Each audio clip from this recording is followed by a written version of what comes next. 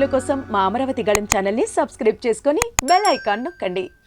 ఏదైతే ఒక తిరునాళ్ళ జాతర సమ్మేళన మహోత్సవం సందర్భాన్ని పురస్కరించుకొని ఆ దేవుడు ఊరేగింపు వచ్చేటప్పుడు కూడా ఏదో విధంగా ప్రజలు మంగళహారతులు పట్టుతూ ఘన స్వాగతాలను పలుకుతారో నియోజకవర్గ రేడైనటువంటి ధూళిపాల నరేంద్ర కుమార్ కూడా ఈ రోజు నామినేషన్ వేసే కార్యక్రమం సందర్భంగా ఒక ర్యాలీగా తరలివచ్చిన సందర్భంలో కూడా ప్రజలు ఘన స్వాగతాలు పలికారు. ఈ అంశంపై మనతో మాట్లాడేందుకు ఇక్కడ కొంతమంది ప్రజలు ఉన్నారు. సార్ వాళ్ళతో మాట్లాడే ప్రయత్నం చేద్దాం. సార్ ఈ రోజు చూస్తుంటే నిజంగా ఒక తిరునాళ్ళ ఒక పశువు పండగ మాదిరిగా కూడా ఉన్నది. అందరూ కూడా ఒక బ్రహ్మరథం పట్టారు ధూళిపాల నరేంద్ర కుమార్ గారికి. ఏం చెప్తారు? పొన్నూరు నియోజకవర్గం నుంచి ఉమ్మడి అభ్యర్థి జనసేన, తెలుగుదేశం, భాజపా ఉమ్మడి అభ్యర్థి నరేంద్ర గారి నామినేషన్ ఇది నామినేషన్ లాగా లేదండి, కోటప్పకొండ తిరణాల జాతర లాగా ఉంది. ఈ పెదకాకాని, చేబ్రోలు, పొన్నూరు రూరల్ టౌన్ కానీ ఈ 4 మండలాల నుంచి ప్రజలు అశేషంగా ప్రపంచం లాగా వచ్చారు. నిన్న కాక అంబటి మురళి గారిది నిన్న జరిగిందండి వైసీపీ అభ్యర్థిది. అది ఒక ఈవెంట్ మేనేజ్మెంట్కి ఇచ్చి వాళ్ళ ద్వారా జరిపించేది. అది ఒక ఈవెంట్ మేనేజ్మెంట్ అయితే ఇవాళ జరిగింది ఒక జన సునామీ, జన ప్రపంచంగా దీన్ని కీర్తిస్తాం. ఎందుకంటే మొన్న అంతా ఈవెంట్ మేనేజ్మెంట్ కింద పట్టుకునే వాళ్ళని, తప్పెట్లు కొట్టే వాళ్ళని, ఇట్లా రకరకాల మనుషులను పెట్టి ఈవెంట్ మేనేజ్మెంట్ చేశారు. కానీ వాళ్ళ జన హృదయాల్లోంచి జన స్పందనగా నడుచుకుంటూ వచ్చిన మా నాయకుడికి గెలుపు అనేది ఎప్పుడో అయిపోయింది. ఇప్పుడు మెజార్టీ ఎంత అనేది ముఖ్యంగా మేము భావిస్తున్నాం. ఇక్కడికి వచ్చిన కార్యకర్తలు కూడా ఒకలాంటి కసి కనిపిస్తుంది సార్. ఈ రానున్న సార్వత్రిక ఎన్నికల్లో ఎట్లుంటుంది అంటారు రిజల్ట్? జగన్ గారికి రోజులు ఇంకా దగ్గర పడ్డాయి. కేవలం 20 రోజులు మాత్రమే ఆయనకి మిగిలిన్నాయి. ఇక్కడ మన నాయకుడిని 25 సంవత్సరాలు గెలిపించుకొని 5 సంవత్సరాలు ఓటమి పాలైన తర్వాత ప్రజలకు అర్థమైంది నరేంద్ర గారు అంటే ఏంటో. ఆయన ఓడిపోయిన తర్వాత నరేంద్ర గారు ఎంత విలువ ఈ ప్రజానికానికి అర్థమైంది. అదే కసి ఆయన్ని అక్రమ కేసులు బనాయించి 30 రోజులు జైల్లో పెట్టిన బాధ, కసితో ఈ ప్రపంచం ఉప్పెనలాగా వచ్చిందండి ఈ ప్రజలు.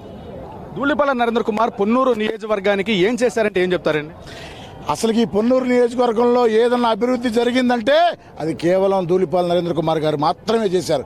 5 సంవత్సరాల్లో వీళ్ళు మైన్స్ దోచుకోవటం, ప్రజల దగ్గర డబ్బులు వసూలు చేయటం, ఉద్యోగానికి ఇక్కడ ఎమ్మెల్యే ఉద్యోగానికి వెళ్తే ఇప్పుడు ఎంపీ అభ్యర్థి వాళ్ళు ఏదైనా ఉద్యోగాలు కానీ ఏదైనా అడిగితే 1 లక్ష ఇస్తావా, 2 లక్షలు ఇస్తావా, 7 లక్షలు ఇస్తావా అని చెప్పి చెప్పడం జరిగింది. ఇదిగో ఎదురుగా ఉన్న ఈ 12 kV సబ్స్టేషన్ ఒకసారి నిదర్శనం.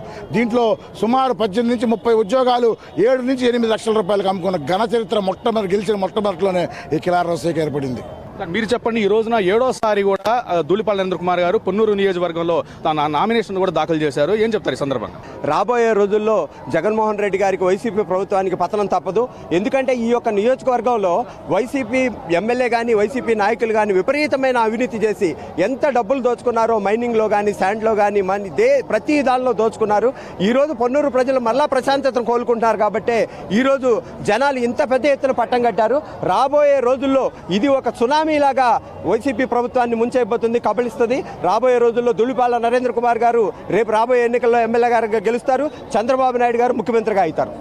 సార్, ఇప్పుడు జగన్మోహన్ రెడ్డి చూస్తే అందరూ ఇక్కడ నా దళితులు, నా ఎస్సీలు, నా ఎస్టీలు, నా బీసీలు వీళ్ళందరూ నా పక్షాన్ని నిలబడ్డారని చెప్పంటున్నారు. ఏం చెప్తారు? అది ఒక మాటకు మాత్రమే ఆయన చెబుతున్నాడు. ఎప్పుడు చూసినా కూడా నా ఎస్సీలు, నా ఎస్టీలు, నా బీసీలు అంటాడు, నా మైనార్టీలు అంటాడు. కానీ అది ఆచరణలో సాధ్యం కాదు. ఆయన ఎవరినైనా ఇబ్బంది పెట్టాడంటే ఈ ఎస్సీ, ఎస్టీ, బీసీ, మైనార్టీలనే ఇబ్బంది పెట్టాడు.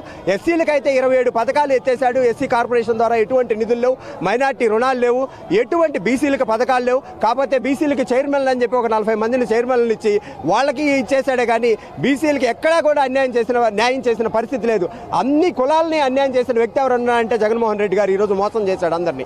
ఈ రోజు జరిగినటువంటి ధూళిపాల నరేంద్ర కుమార్ నామినేషన్ ర్యాలీ కార్యక్రమంలో కూడా ముస్లిం మైనార్టీలు పెద్ద సంఖ్యలో తరలి వచ్చారు. ఏం చెప్తారు? ఈరోజు పొన్నూరు నియోజకవర్గంలో మీరు చూసుకుంటే 25 నుంచి 28 వేల మంది ముస్లిం ఓటింగ్ ఉంటే కేవలం ఈరోజు ర్యాలీకి 6 నుంచి 7 వేల ముస్లింలు రావడం జరిగింది. ఎక్కడ చూసినా మైనార్టీలే కనపడతా ఉన్నారు. గత 4 సంవత్సరాలుగా మైనార్టీ ఆడపడుచులు నల్ల బురకాలు వేసుకొస్తే ముఖ్యమంత్రి గారి సభలో బయట నుంచోబెట్టారు. నల్ల బురకా వేసుకొస్తే లోపలికి రానియనన్నారు. ఇదే వాళ్ళు మాకిచ్చే గౌరవం. మా ఆడపడుచులు, మా హిజాబ్ అంటే మాకు ప్రాణంతో సమానం. అటువంటి ఆడపడుచుల్ని బుర్కా తీసి లోపలికి రావాలని చెప్పిన ఈ ముఖ్యమంత్రి, ఈ పార్టీ, తెలుగుదేశం పార్టీని ప్రశ్నించే హక్కు లేదు. అసలు మైనార్టీలను ఓటు అడిగే హక్కు కూడా లేదని మీకు తెలియజేస్తా ఉన్నా. మీరు చూస్తూ ఉన్నారు స్వచ్ఛందంగా 40,000 మంది ఈరోజు నామినేషన్ ర్యాలీకి రావడం జరిగింది. ఒకసారి మీడియా సోదరులకి, పొన్నూరు నియోజక ప్రజలకు చెప్తా ఉన్నాను, ఇక్కడ పచ్చల తాడిపర్రు నుంచి 5 కిలోమీటర్ల వరకు జనాలంతా ర్యాలీ ఆగిపోయి రోడ్డు మీద ఉండడం జరిగింది.